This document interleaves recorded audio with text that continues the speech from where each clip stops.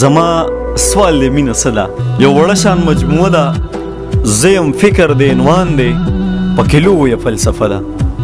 یا خو ځان پوهول غواړم، یا خو ستا اصلاح کولی، ستا د ذهن حاتیله دا ګندره سیشلولی. زما سوال دی مینه څه ده؟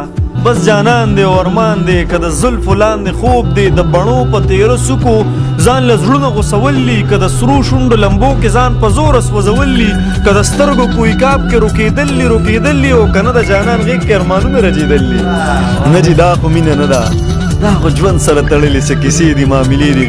که منصور مې سر په دار شي زه به بیا هم رښتیا وایم. مینه سترګو کې نظر دی، مینه ځان لی وسر دی، مینه وګوره یعقوب دی، مینه وګوره یوسف دی. دلته مینې ته لږ پام کا چې د مینې جدا کېږي، د یوې مینې د سترګو بینا سترګې نابینا شي، تش د مینې په لباس هم نابینا سترګې بینا شي. اشفاقه دا بندوره مینه وګوره یوسف دی، مینه وګوره یعقوب دی. دلته مینې ته لږ پام کا چې د مینې جدا کېږي، د یوې مینې د سترګو بینا سترګې نابینا شي، تش د مینې په لباس هم نابینا سترګې بینا شي. مینه ژوند، مینه مذهب دی، مینه عقل نه مکتب دی، مینه لویه فلسفه ده، دا د زړونو حادثه ده. که په دې زه کافر کېږم په خپل کفر به خوشحال یم. زما یار زما ایمان دی، زما یار زما سجده ده، د جانان سترګې چې نه وي نه کعبه نه مدینه ده.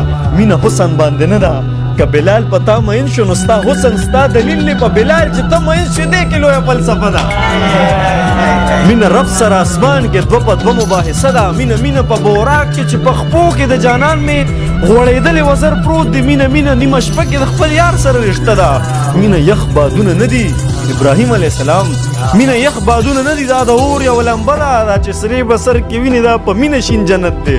غرغنډې چې پرې بلیږي او دننه شنه باغونه، دا سبل څه نه دي، د نمرود دور کیسه ده. مینه څه ده، دا په ځمکه اسمان نه ده. بس چې ځان درته سینګار کړي، د غنمو یو دانه هم پیغمبر په ځان مین کړي. مینه دومره لیونی شي د غنم په بدله کې جنتونه کړي قربان. مینه ناز، مینه انداز دی، د موسی د جلال راز دی، د عیسی د حکمت نوم دی، د داود د نغمې ساز دی. مینه رنگ دی، مینه شلنګ دی، د خواجه د رباب ټنګ دی.